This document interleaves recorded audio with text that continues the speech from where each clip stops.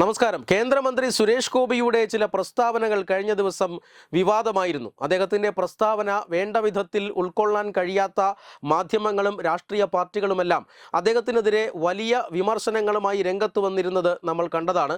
പിന്നെ തുടർന്ന് ഇന്നലെ മുഴുനീള ചർച്ച നമ്മൾ പല മാധ്യമങ്ങളിലും കണ്ടു.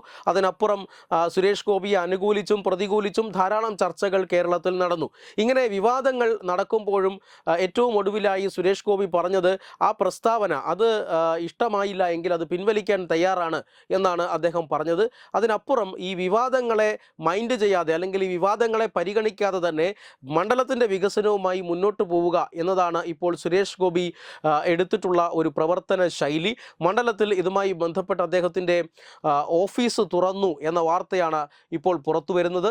ഇത് സംബന്ധിച്ച അറിയിപ്പ് സുരേഷ് ഗോപി തന്നെ അദ്ദേഹത്തിൻ്റെ ഫേസ്ബുക്ക് പോസ്റ്റിലൂടെ അല്ലെങ്കിൽ അദ്ദേഹത്തിൻ്റെ ഫേസ്ബുക്ക് പേജിലൂടെ അറിയിച്ചിട്ടുണ്ട്. ഇന്ന് തൃശ്ശൂർ മണ്ഡലം MP ഓഫീസ് പെരിങ്ങാവ് ചേരൂർ റോഡിൽ ഉദ്ഘാടനം ചെയ്തു. എല്ലാവരുടെയും സ്നേഹവും അനുഗ്രഹവും പുതിയ തുടക്കത്തിന് ശക്തിയാകുന്നു എന്ന പ്രസ്താവനയോടുകൂടി ഈ പറയുന്ന പുതിയ ഓഫീസിൻ്റെ അഡ്രസ്സ് അദ്ദേഹം കൊടുത്തിട്ടുണ്ട്. TC നമ്പർ 9/256 കൃഷ്ണ ഭവൻ, കൊച്ചിപ്പറമ്പിൽ, എനാർക്ക് റോഡ്, ചേരൂർ PO, പെരിങ്ങാവ്, തൃശ്ശൂർ എന്ന ഒരു വിലാസത്തിലാണ് ഈ ഓഫീസ് പ്രവർത്തിക്കുന്നത്.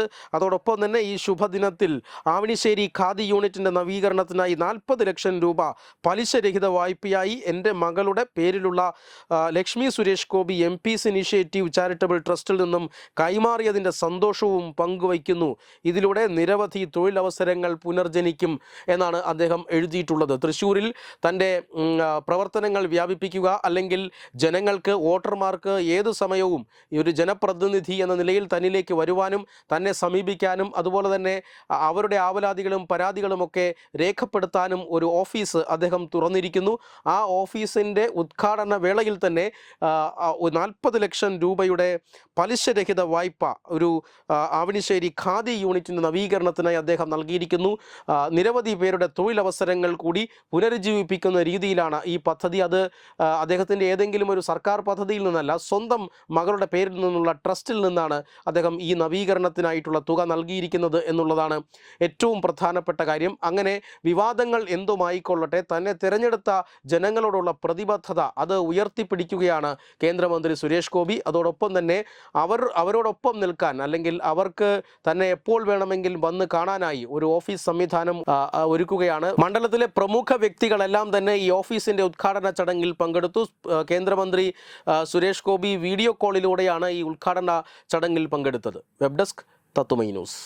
Branding partner Edubix online executive education, focus physiotherapy centre Pattom, Unnat engineering Gujarat, തീർത്ഥയാത്ര.com, iron build Gujarat.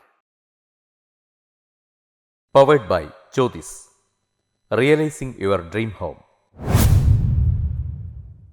Our ongoing luxury apartments projects are Crown near Karivattam, The Square near UST Global, White Manor near Aattugal Ambalathara, and Evergreens Luxury Villas near Tirumala. Call 90482 55599. Jyothis Building Promoters Private Limited, Thiruvananthapuram.